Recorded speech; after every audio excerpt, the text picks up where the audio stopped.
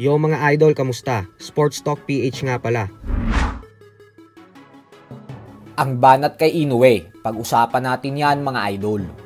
Ngunit bago ang lahat ay huwag kakalimutang mag-subscribe at i-click ang notification bell button for more sports talk. So bagamat nga po halos walang naniniwala na may pag-asang manalo ang WBA No. 2 Super Bantamweight contender na si Ramon Cardenas sa kanyang paparating na laban kontra sa undisputed Super Bantamweight World Champion Japanese Monster Naoya Inoue sa buwan ng Mayo, ay tila hindi nga po dito natitinag si Cardenas. Sa kabila po kasi ng heavy underdog siya sa sabak sa sagupaan na ito, ay lakas loob pa din itong nagbanta at sinabing tao lang din naman umano si Inoue. Kaya panoorin daw natin kung paano niya papatulugin at ina-knockout ang binansagang halimaw ng Japan sa loob ng 12 rounds.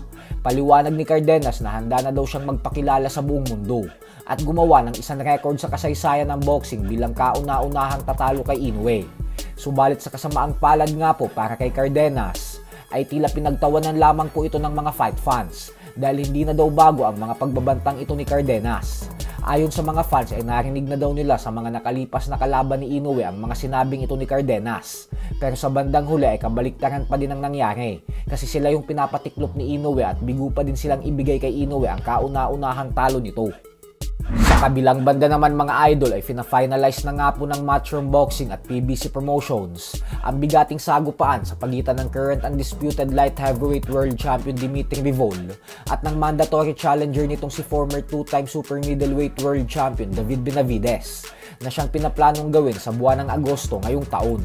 Ito po kasi ang mas gustong makita ng mga fight fans kaysa sa ikatatlong laban sa pagitan ni Bivol at Bitter Biv.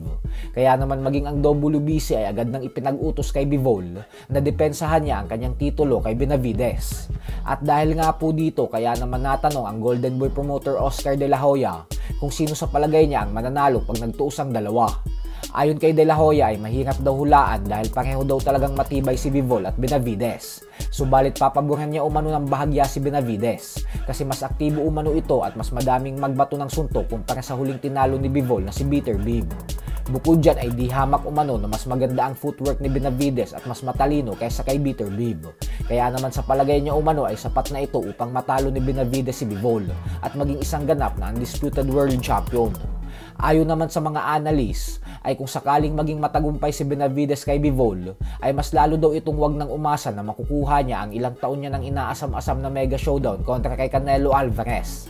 Kasi mas lalo lang daw siyang iiwasan ni Canelo kapag napagtanto nito na ang tinalo ni Benavidez ay ang dumurog sa kanya mahigit 3 taon pa lamang ang nakakalipas.